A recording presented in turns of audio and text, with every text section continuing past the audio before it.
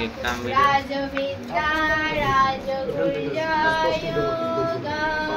श्रीभगवानुवाच अनन्नाचिन्तयन्तो मां ये जना पर्युपासते तेषां नित्ययोगियुक्तानां योगक्षेममहमहम्।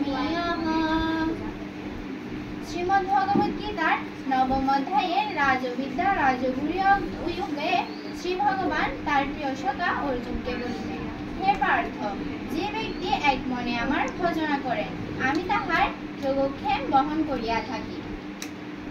ওম ভদ্রং পুষ্পং ফলং তোয়ং মে ভক্তা প্রয়োজ্যতি তদাহং ভক্তি উপরিতম অস্মামি প্রায়ত আত্মনা। হে অর্জুন, দেহরূপ পাতা আমার চরণে বিছিয়ে দাও, ভক্তিরূপ পুষ্প মনরূপ ফল জ্ঞান রশ্মি দ্বারা কাটিয়ে একটা সুন্দর পূজার ডালা সাজাও।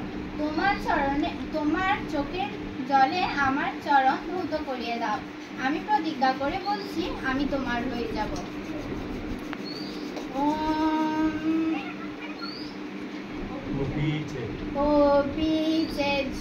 সুদুরাচার ভজতে মামনন্যবাদ সাধুরেব সমন্তব্য সম্যক ব্যবসিত হিস। দুষ্টু ব্যক্তিও যদি এক মনে আমার পূজা করে তাহলে তাহার কর্ম সাধু হয় এবং তিনি স্বজন বলিয়া গণ্য হয়।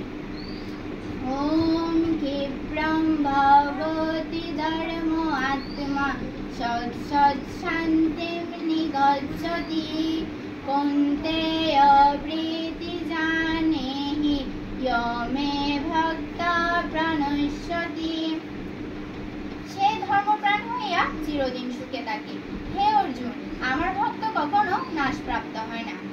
মন্মনাভবমদ্ভক্ত মর্যাজি মাম নমস্কুরু মামে বৈশ্যসি যুক্তৈব আত্মানং মৎপরায়ণং। হে অর্জুন, তুমি ভক্তি সহকারে আমাকে ডাকো, তুমি নিশ্চয় আমাকে পাইবা।